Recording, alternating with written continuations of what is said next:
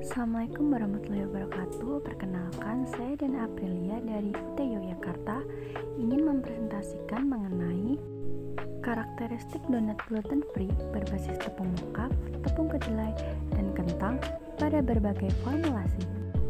Yang pertama, kita buat rancangan penelitian dengan tahap pertama melakukan uji hedonik pada ketiga sampel, dan yang kedua adalah uji kadar protein dan kadar air pada semua perlakuan di lab CHEMIC. Nah, tentunya sebelum penelitian dimulai, kita harus konsultasi ke dosen pembimbing kita. Di sini saya mengucapkan terima kasih banyak kepada Ibu Ratna yang sudah membimbing saya dari awal hingga akhir. Jika sudah ACC, kita mulai penelitian dengan membuat donat dengan bahan tepung mokaf, tepung kedelai, kentang rebus, gula pasir, telur ayam, ragi, margarin, dan garam.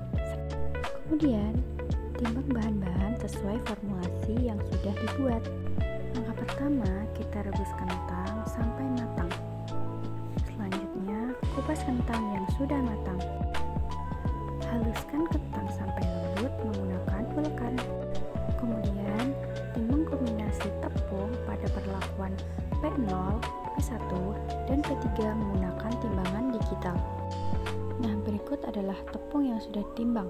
Dimulai dari kiri, P0 adalah 100% tepung mokaf, P1 dengan kombinasi 60% tepung mokaf dan 40% tepung kedelai, dan P2 dengan kombinasi tepung mokaf 40% dan tepung kedelai sebanyak 60%. Selanjutnya, lakukan penimbangan bahan tambahan seperti gula pasir, kentang rebus yang sudah dihaluskan. Kemudian timbang juga margarin, ragi, dan garam yang beratnya disesuaikan dengan tabel. Tambahkan telur sesuai formula. Kemudian campur semua bahan hingga merata dan uleni sampai kalis. Nah, pastikan adonan yang akan digunakan itu sudah kita adoni sampai kalis seperti ini. Oke, selanjutnya kita lakukan fermentasi pertama selama sekitar 45 menit pada suhu ruang. Nah, itu dari kiri adalah P0, yang tengah P1, dan paling kanan adalah P2. Oke, selanjutnya kita bentuk donat dengan diameter 4-5 cm dengan memberikan lubang di bagian tengah. Setelah dibentuk, donat akan dilakukan fermentasi kedua selama 25 hingga 30 menit.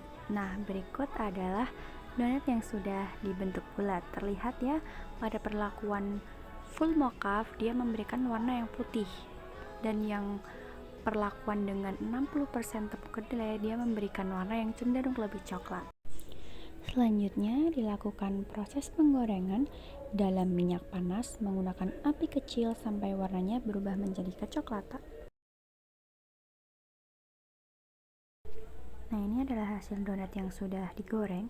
Terlihat ya teman-teman, kalau kita menggunakan 100% tepung mokaf itu warna donatnya tidak segelap jika dibandingkan dengan donat yang menggunakan tepung kedelai sebanyak 40% maupun sebanyak 60%.